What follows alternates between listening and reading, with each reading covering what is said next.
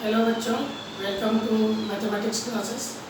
बच्चों, आज फिर आपके सामने मैं दो प्रश्न, बहुत ही इंपॉर्टेंट प्रश्न लेकर के आया हूँ चैप्टर 3 का, pair of linear equation in two variables. और ये एक्सरसाइज 3.6 का क्वेश्चन नंबर 2 का क्वेश्चन नंबर 1 और क्वेश्चन नंबर 3 आज हम लोग करने वाले हैं। आइए देखते हैं ये दोनों सवाल कैसे सॉल्व होगा।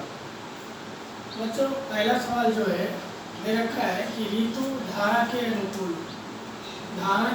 अनुकूल 2 घंटे में 20 किलोमीटर तैर सकती है और धारा के प्रतिकूल 2 घंटे में 4 किलोमीटर तैर सकती है। उसकी स्थिर जल में तैरने की चाल और धारा की चाल ज्ञात करें। बच्चों, इस तरह का सवाल बहुत ही इम्पोर्टेंट होता है। आप ध्यानपूर्वक इस वीडियो को देखेंगे और समझने का प्रयास करेंगे। यहाँ पे निकालना है कि स्थिर जल में तैरने की चाल और धारा की चाल। तो जो निकालना है उसको मान लेते हैं।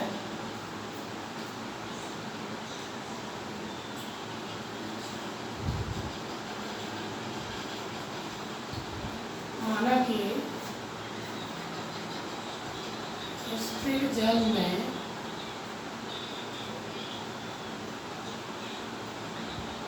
तैरने की चाल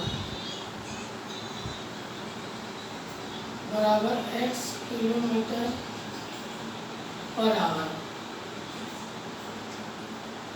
तथा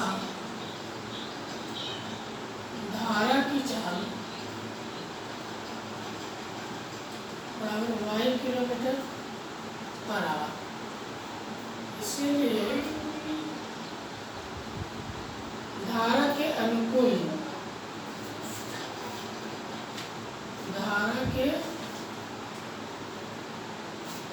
अगर सेम डायरेक्शन में धारा के अनुकूल जिस तरफ धारा की गति है उसी डायरेक्शन में अगर तैर रही है, धारा के अनुकूल जो होगा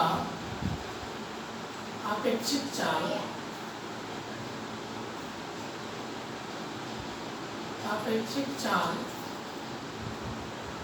जब हम लोग धारा के अनुकूल की सेम डायरेक्शन में अगर जाएंगे तो ये चाल क्या हो जाएगा, x plus y kilometre per hour तथा धारा के प्रतिकूल अपेक्षित चाल x minus y kilometre per hour. ये आपको ध्यान में रखना है कि जब धारा के अनुकूल कहेगा तो ये धारा इसके जल में तैरने की चाल और धारा की चाल दोनों ऐड हो जाएगा। जिस डायरेक्शन में पानी का बहाव है उसी डायरेक्शन में अगर हम तैरेंगे तो स्वाभाविक है कि दोनों स्पीड क्या हो जाएगा, मिल जाएगा और स्पीड बढ़ जाएगा x plus y kilometre per hour. और अगर विपरीत दिशा में तैर रहे हैं, नदी में इधर से पानी प्रवाहित हो रही है, हम इस डायरेक्शन में जा रहे हैं, तो वहाँ पे क्या होगा कि स्पीड घटेगा। तो यहाँ पे हम लोग मानेंगे x माइनस वाई, क्या होगा x minus y kilometre per hour. अब आइए प्रथम शर्त के अनुसार हम लोग देखते हैं। 2 घंटे में 20 किलोमीटर तैर सकती है। क्योंकि समय दिया हुआ है आपको और दूरी दिया हुआ है, समय दिया हुआ है, दूरी दिया हुआ है और धारा के अनुकूल चाल आपका यहाँ पे है। तो चाल बराबर हम लोग पढ़े हैं दूरी बटा समय। तो उसी तरह से अगर मैं यहाँ कहूँ प्रथम शर्तानुसार धारा के अनुकूल चाल यानी क्या हो गया, x प्लस वाई चाल बराबर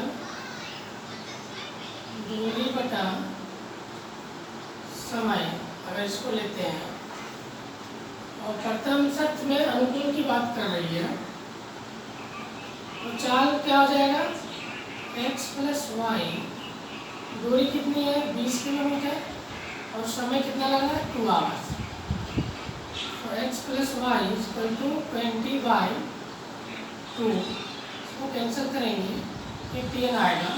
तो आपके पास एक इक्वेशन आ गया x plus y is equal to 10. This is question number 1.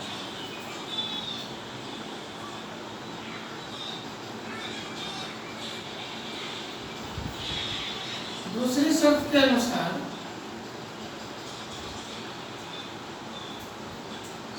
इसमें कह रहा है धारा के प्रतिकूल, तो धारा के प्रतिकूल चाल अगर लगाएंगे, प्रतिकूल की बात हो रही है, आप चाहो तो यहाँ लिख सकते हैं अनुकूल।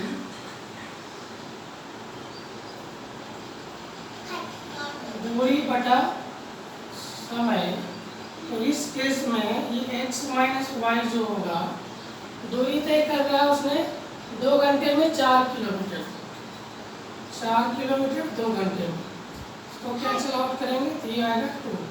तो x minus y equal to 2। This is question number 2। मतलब ये दोनों इक्वेशन को हम लोग सॉल्व करेंगे और x और y का मान ज्ञात कर लेंगे।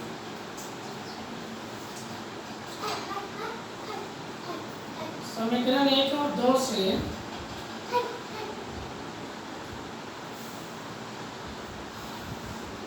x plus y equal to 10, x minus y equal to 2, दोनों को एडिंग करेंगे जोड़ने पर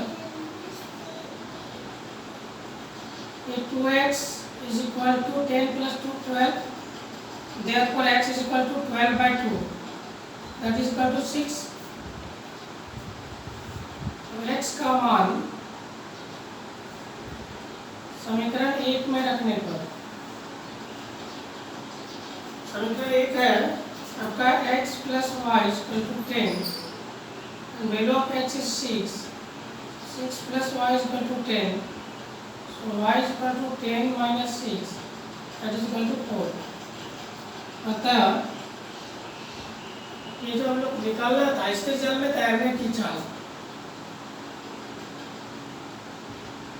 स्थिर जल में तैरने की चाल बराबर x 6 किलोमीटर पर आवर तथा धारा की चाल y that is 4 kilometre per hour. ये आपका इसका आंसर हो जाएगा।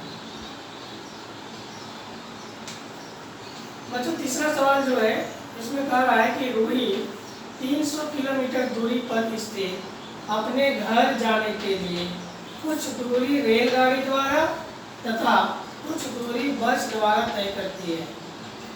यदि वह 60 किलोमीटर रेलगाड़ी द्वारा शेष बस द्वारा यात्रा करती है तो उसे 4 घंटे समय लगते हैं।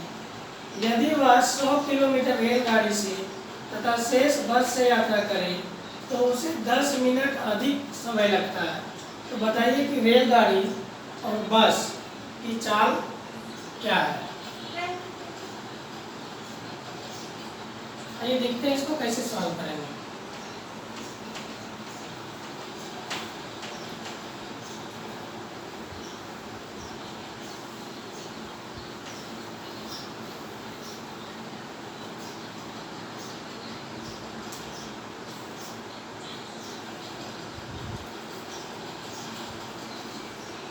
इसमें हम लोग को 2 चीज़ निकालनी है, रेलगाड़ी की चाल और बस की चाल। मान लेते हैं रेलगाड़ी की चाल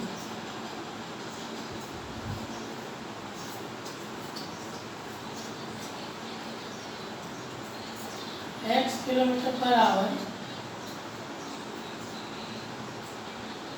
और बस की चाल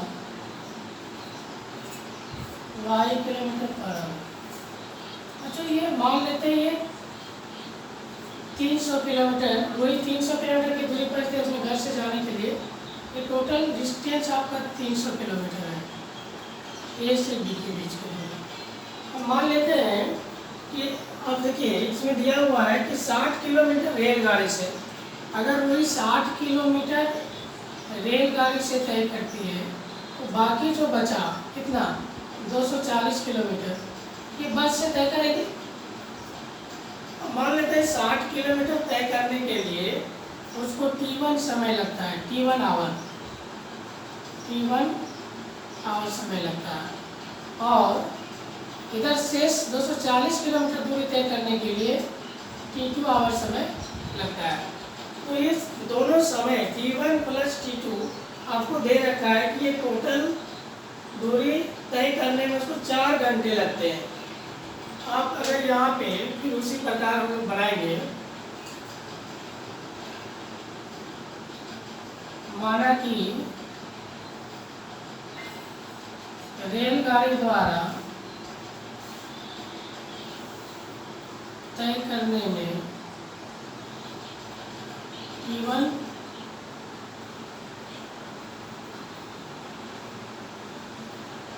ऐसा मान लेते, माना कि रेलगाड़ी द्वारा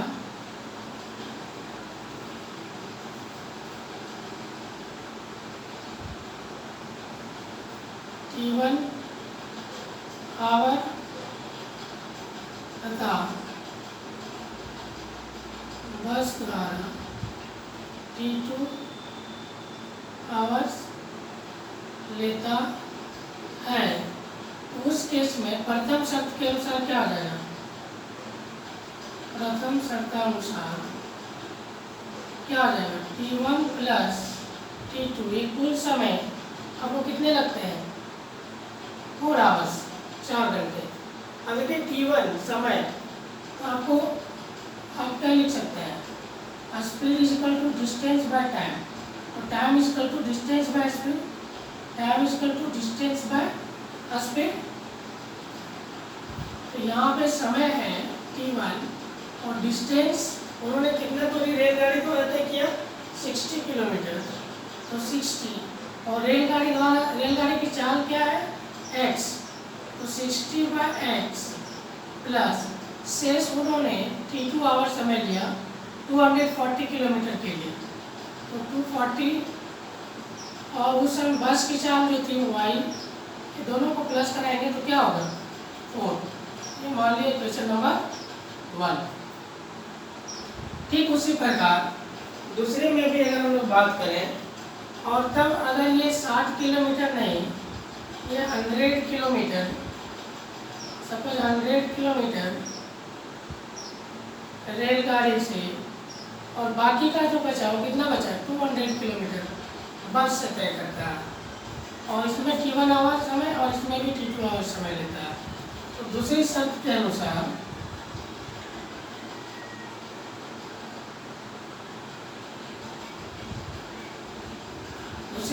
अनुसार कुल समय जो लेता है वो लेता है 4 घंटे 10 मिनट, 10 मिनट अधिक समय लेता है, 4 घंटे 10 मिनट।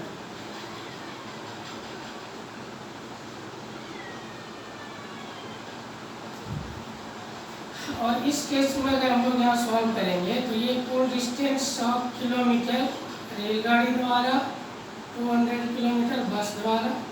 अच्छा, 4 घंटे 10 मिनट, 10 मिनट को बच्चों क्या लिख सकते हैं? 10/60 आवर्स, आवर्स में बदल दिए इसको 10 मिनट को। अब इसको अगर मैं सॉल्व कर लूँ, इसको अगर मैं सॉल्व करूँ एलसीएम लेके, तो ये कुछ ऐसा आ जाएगा, चाहिए 25/6। मतलब आपके पास जो सेकेंड नंबर इक्वेशन होगा 100/x plus 200/y is equal to 25/6। इसको और हम लोग छोटा कर सकते हैं, अगर यहाँ से कुछ कॉमन ले लें तो ऐसे भी बन सकता है। इसको रहने देते हैं, तो मान लेते हैं 1/x is equal to suppose p, तो 1/y is equal to q। ये जो पहला समीकरण हम लोग का बनेगा वो क्या बनेगा? 60p plus 240q is equal to 4। और दूसरा वाला समीकरण जो बनेगा 100p plus 200q equal to 25/6।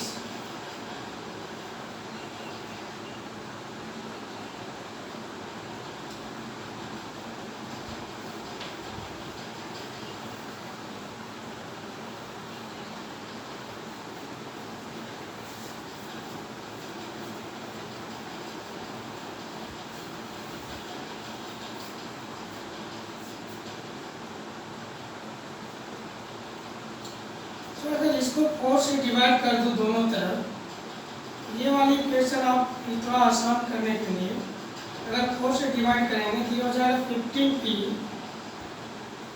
Plus 60q equal to 1। और ये वाली इक्वेशन जो आपका हो जाएगा, अगर दोनों तरफ 25 से डिवाइड करेंगे तो हो जाएगा 4p plus 8q is equal to 1/6। अब इसी को सॉल्व करना है। मान लेते हैं इक्वेशन नंबर 3 है, इक्वेशन नंबर 4 है, इसको हमको सॉल्व करनी है, पी और क्यू का मान निकालना है।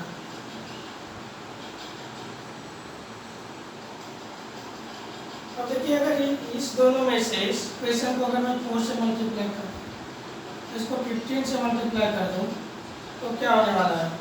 15 4 जा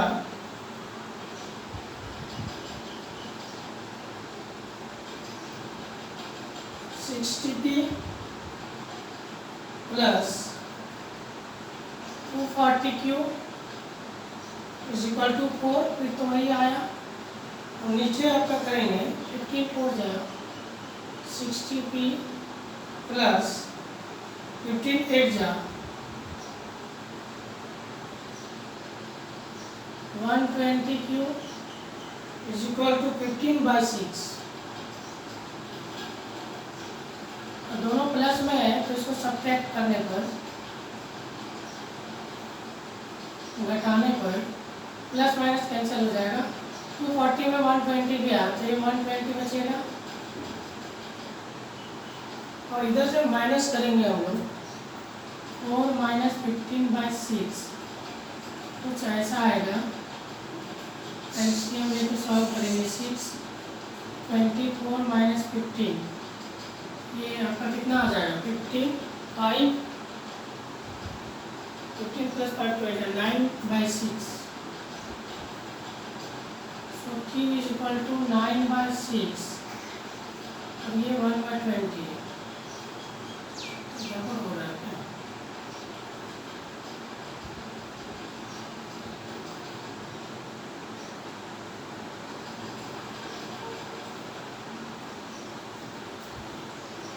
वन बाय 120, इसको अगर कैंसिल आउट करें कटने लगे 3 3 जा 9 2 3 जा 6 और ये कैंसिल आउट करेंगे 40, मतलब 1/2 इंटू 40 तो क्या होगा 80। सो क्यू की वैल्यू आपको आ गया 1/80। अब क्यू का मान हम लोग किसी भी एक समीकरण में रख देंगे, ये वाले समीकरण में रखते हैं। क्यू का मान समीकरण 1 में रखने पर, समीकरण 1 है मेरा 15p plus 60q equal to 1, और यहाँ पे अगर मैं वैल्यू रखूँ p का मान 1/80 दैट इज 1, ये अगर मैं कैंसिल आउट करूँ 20 या 60 20 टका 80, तो 15p इज इक्वल टू, इसको उधर ले जाएंगे 1 माइनस 3 इंटू 1 3/4 सॉल्व करेंगे, ये होगा 4 minus 3/4 1/4। So p is equal to 1/4 और ये 15 नीचे आएगा तो जाएगा 1/60। एक्चुअली q हमने किसको माना था 1/y को, p माना था 1/x, अतः 1/x is equal to p and 1/y is equal to q. So 1/x is equal to p की value 1/60, 1/y is equal to 1/q की वैल्यू 1/80। अच्छा इसको उलट देंगे तो x की वैल्यू आएगा आपका 60 तथा y की वैल्यू आएगा 80, और x हम लोगों ने क्या माना था रेलगाड़ी की चाल, अतः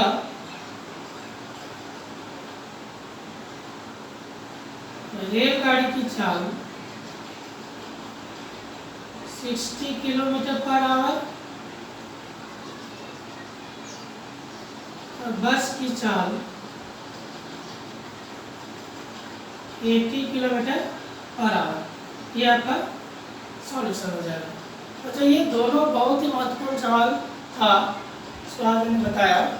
आशा करता हूँ कि ये दोनों सवाल आपको अच्छी तरह से समझ में आया होगा। आज का क्लास इतना ही, धन्यवाद।